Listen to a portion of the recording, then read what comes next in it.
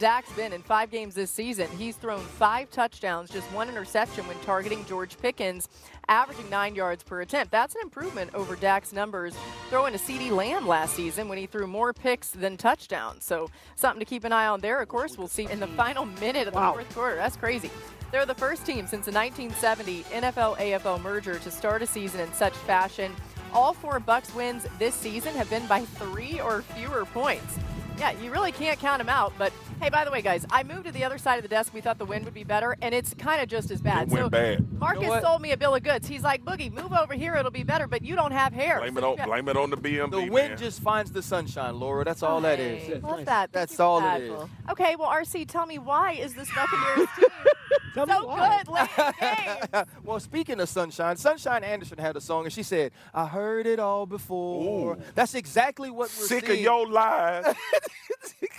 That's exactly what we're seeing from the Tampa Bay Buccaneers. And I think, though, we make it too only heighten their sense of urgency to execute and their attention to detail. Yeah, it's a well-coached team. I thought this was a masterclass in attacking space on offense through scheme. Mayfield was 10 for 11 off of play action for 159 yards, which helped mitigate Seattle's strength, the pass rush. The entire secondary was injured in this one. Yeah. Through accuracy, Baker was nails attacking the voids in Seattle's zone coverage.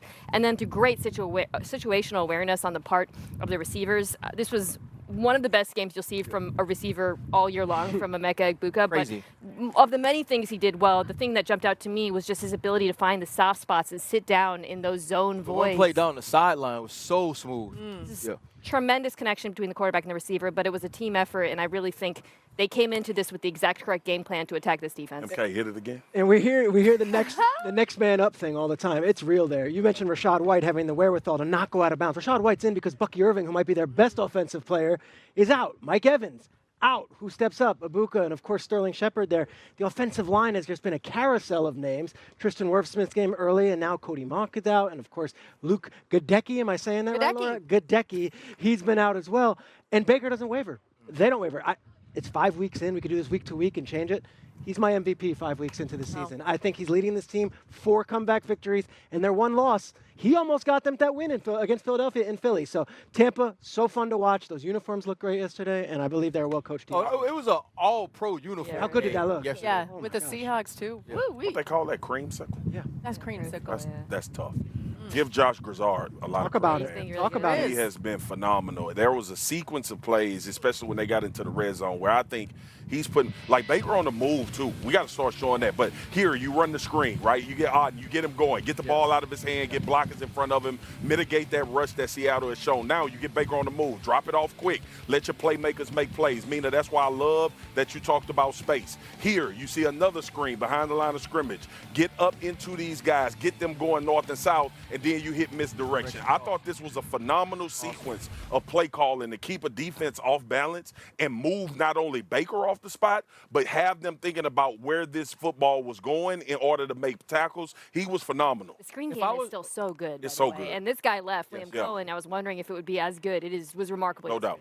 And if you're Brian Hartline, you don't recruit anymore. Oh, my goodness. All you do is say, hey, turn on that Tampa Bay Seattle tape, watch JSN and Emeka Egbuka, and you'll see what I do. Yeah, those guys plus everybody else. Garrett Wilson, Chris Olave. I mean, the list goes on and on. It's been really phenomenal to see. All right, let's bring Adam Schefter back in here for some more top stories, what's going on around the NFL. And we begin with what's going on in Baltimore, Adam, after a tough loss to the Texans.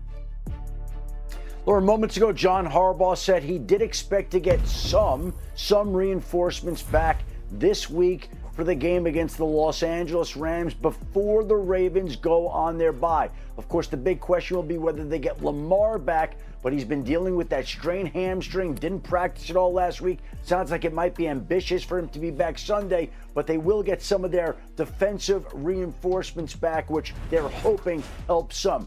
Not sure what will help the Jets right now. 0-5, the lonely winless team in the National Football League. They've set a record for the only NFL team to play 5 games and not get a single turnover. And now the Jets are headed to London to play the Denver Broncos on Sunday morning once again. Meanwhile, the Cincinnati Bengals have a quarterback decision to make. Zach Taylor said he's evaluating the options at the quarterback position. They have liked Jake Browning, but they have not won since he started this season. And a essentially they're trying to decide whether or not there's a better option out there.